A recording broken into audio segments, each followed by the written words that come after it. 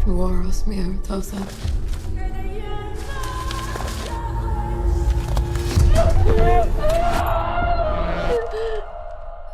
I'm riding in my Swift. Look.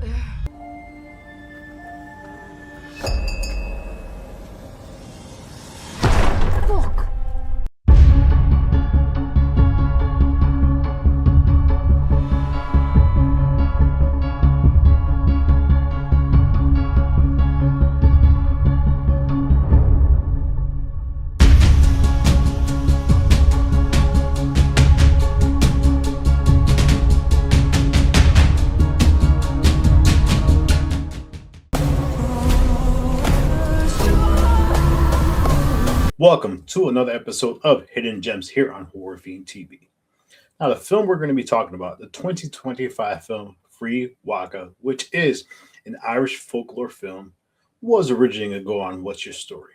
But due to kind of limited access, I decided, well, let me talk about this film here on Hidden Gems because I do feel like this film in itself is a hidden gem, especially when we're talking about Irish folklore. The film is directed by Aslan Clark. The cast includes Claire Monelli as Shu, Alexandra Bistres Kay as Mila, and Brittany Nectane as Peig. After the death of her estranged mother, Shu takes an assignment because she is a primary care nurse student to go to this remote village and, well, take care of this elderly woman called Peig. Now, when she goes to this village, well, she soon finds out that there is more to Peig and this kind of remote village that, well, secrets that lie within this town are ready to be resurfaced. FREWAKA is taken from the Irish word FREWAKA, which means roots. This in itself is what is the foundation of this film. Now, before I get started, the cinematography, the lighting, and the symbolism in this film was done very, very well. Especially the fact that most of this film takes place in this isolated home away from this small village. Now, as Shu takes the assignment, she goes, basically catches a bus, and she gets to this Irish, small remote town. There, prior to getting off the bus, she asks for directions where this house is. She's given basically a forewarning, which is a foreshadowing of what is to come when a gentleman on the bus tells her just turn around and go home. She decides, well, been given this job and I'm going to take it, being the fact that she wants to be away from her mother's belongings because of the simple fact that, well, she doesn't want to have anything to do with her estranged mother. Now, this film has two cold openings. The first cold opening we see, which you'll learn later in the film, is a young Peig who she's in the middle of her wedding reception. Now, during this reception, there's a group of people that come in, and while they wear these weird head ornaments, she asks her husband, well, who invited them? And her husband basically says, nobody invited them. It was good that they're here. Basically, leave it that way. Peig goes inside, and, well, she stumbles upon this goat, which, to be honest, the first time I saw this goat, the first thing I thought about was Black Phillip from Robert Eggers' The Witch. Because once you see this goat, you start thinking well, is this a sign of something that is, well, evil? But what ends up happening is Paige gets abducted. We later find out what happens to her during this ordeal. But when Shu comes into the house, first Paige doesn't let her in. She doesn't trust anybody.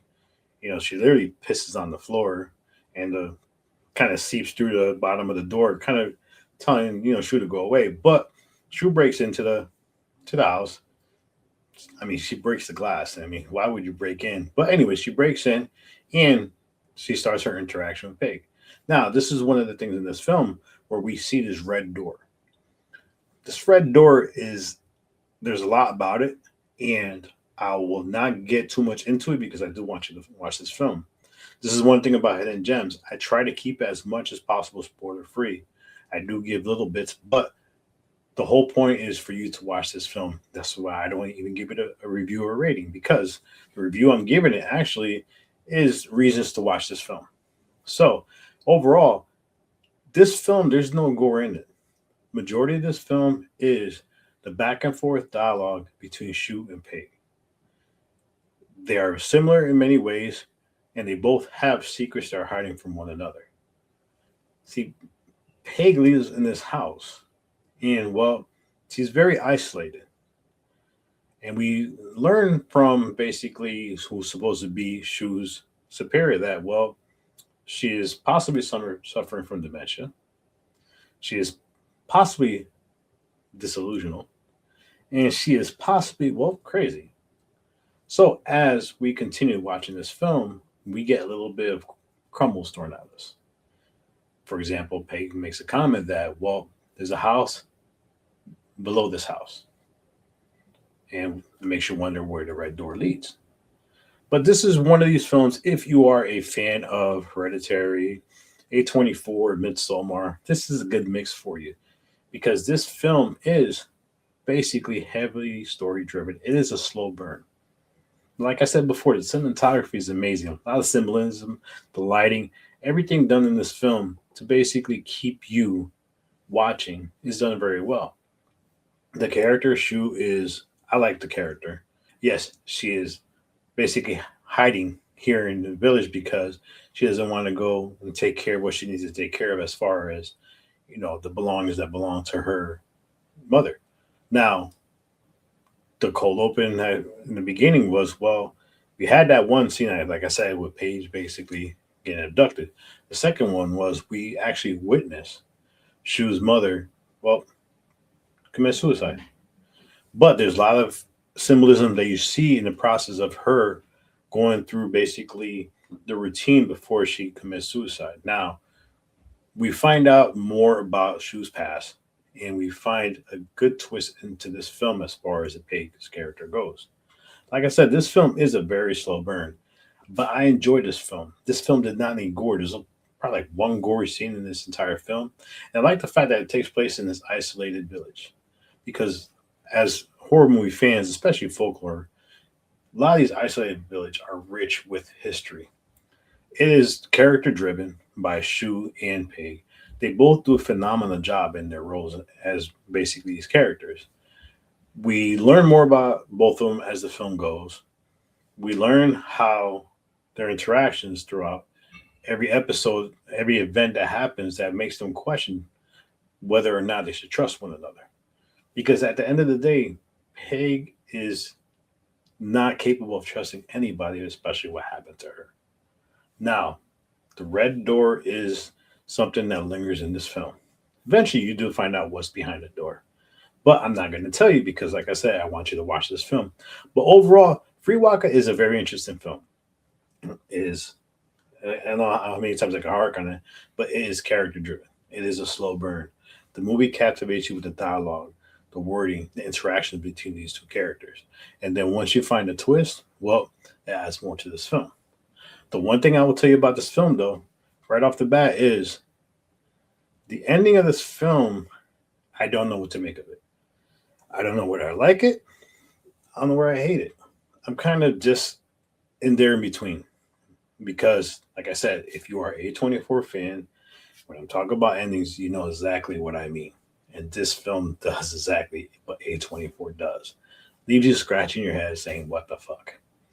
But the GOAT is pretty cool. I mean, like I said, it reminds me of Black Phillip from The Witch. But I want you to watch this film. Like I said, it's currently streaming at AMC Plus. It is an Irish folklore, slow burn, FREWAKA. Like I said, the cinematography is amazing. The lighting, I love. I'm a big lighting fan. I love the lighting in this film. I love the acting in this film. This film is a hidden gem because of the story it is telling. Now, as far as the folklore, well, you watch and you tell me what you think of the folklore of this film and the meaning behind the goat, as well as the term the house below this house. What exactly is about this film that makes it a hidden gem? You let me know because I'm here to tell you that it is worth the watch. If I'm wrong, tell me I'm wrong. But This is part of Hidden Gems. It's films that we watch that we believe are basically missed, not talked about, and should be talked about more. So, till next time, this is JR Horror Fiend TV FREWAKA 2025, currently streaming on AMC Plus. Till next time, peace.